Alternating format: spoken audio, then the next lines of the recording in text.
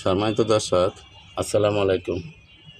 এটা আপনার এই যে আমাদের এই খয়েরি গোলাপ, আপনারা যারা আমার ভিডিও দেখেন, আমি ছোট্ট একটি জায়গায় কিভাবে একটি ছোট বাগান সাজাবেন কম জায়গায়, আমি সেই জন্য একটা ভিডিও চাচ্ছি। যারা দেখেন নাই, কষ্ট করে আমার চ্যানেলটা ঘুরে একটু দেখে আসতে পারেন, আপনাদের উপকার হবে। তো এই গাছটা যখন কিনছিলাম, এখানে মাত্র একটি গোলাপে ছিল। এখন আর তার কোনো পরিবর্তন দেখি না। এখন দেখেন, এই যে দেখেন আগাছা, গাছ থেকে আগাছা বের হইতেছে। তো এখন গোলাপ গাছের কিন্তু কিছু নিয়ম আছে। গোলাপ গাছের নিয়ম হলো, এটার থেকে যত ডাল বের হবে তত ফুল ফুটবে। তো এখন ডালে যদি বের না হয়, তাহলে এটা ফুল আসবে কোথায় থেকে? তো সেই জন্য এখন আমরা কি করলে এই গাছে বেশি ডাল বের হবে, বেশি ফুল হবে, সে ধরনের পরিচর্যা নিয়ে একটা ভিডিও করলাম। আপনারা একটু দেখেন, ধৈর্য সহকারে দেখেন। সর্বপ্রথম আমরা এই আগাছার যেই কুশিগুলা বের করে দিলাম। আর এটা বাংলাম না, এটা আপনার আমাদের যে জয়েন্ট আছে, জয়েন্টের মাঝখান থেকে বের হয়েছে, এই জন্য এটা বাংলাম না। তবে এটা ভেঙে দেওয়ার দরকার, কারণ এটার এই জোড়া জয়েন্ট আছে এইখানে। তো এটা আমি কি করি দেখি, আগে পরিচর্যা করি। দেখেন আপনারা, আগে পরিচর্যাটা করি, তারপর আপনাদেরকে দেখে যাচ্ছে যে কী করলে আমাদের গোলাপ গাছে অতিরিক্ত ফুল ফুটবে। সেই ধরনের একটা ভিডিও নিয়ে আসতেছি, আপনারা দেখেন। দর্শক, আমি এখান থেকে আগে কিছু আমরা মাটি কমিয়ে নিলাম। আপনারা দেখেন, এভাবে আমরা চারদিকে একটু মাটি কমিয়ে নিতেছি। বা ভিডিও বড় হয়ে যায়, বিধে আমরা টাইনা টাইনা দিতেছি।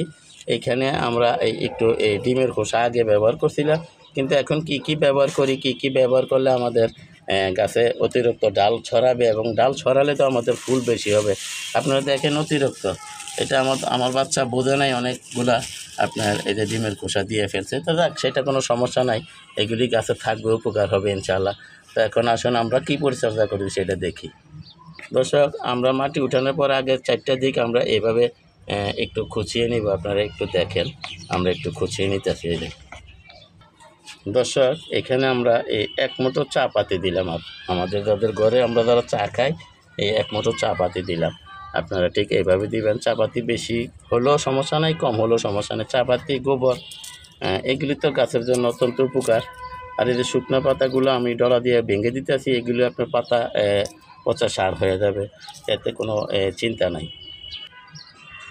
দর্শক, এই যে আমরা 12 থেকে 14 দানা হবো আমরা ইউরিয়া সার এখানে ব্যবহার করলাম। আপনারা ঠিক এভাবে করবেন। আপনারা পারলে আরও কম দেন, সমস্যা নাই। রাসায়নিক সার গাছে যত কম দিতে পারেন ততই ভালো। তা আপনারা ঠিক এইভাবে দেন। এই যে কয়েক দানা সার আমরা এখানে ব্যবহার করলাম, দেখেন আপনারা। দর্শক, এই যে সামান্য একটু ড্যাপ সার, দেখেন আপনারা, এই সামান্য একটু ড্যাপ সার আমরা এখানে দিলাম। দর্শক, এই যে দেখেন, আমরা এখানে দিলাম সরিষার খোল একটু, এই যে হয়তো 4 চামচে 1 থেকে 1.5 চামচ হবে সরিষার খোল দিলাম। এটা আমরা ভিজিয়ে দিলেও ভালো হয়, আবার এই শুকনোও দিতে পারেন আপনারা, কোনো সমস্যা নেই। এটা এখানে আস্তে আস্তে পচবে, গাছের জন্য উপকার হবে।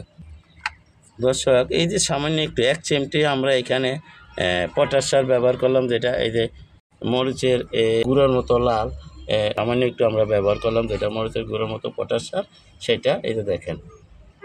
আর কিছু লাগবে না, ইনশাল্লাহ হয়ে গেছে। দেখেন, আমরা এই চারদিকে এইভাবে দিছি। এখন আমরা এই যে আগের যে মাটিগুলো আছে, এটা দিয়ে আমরা ঢেকে দেব।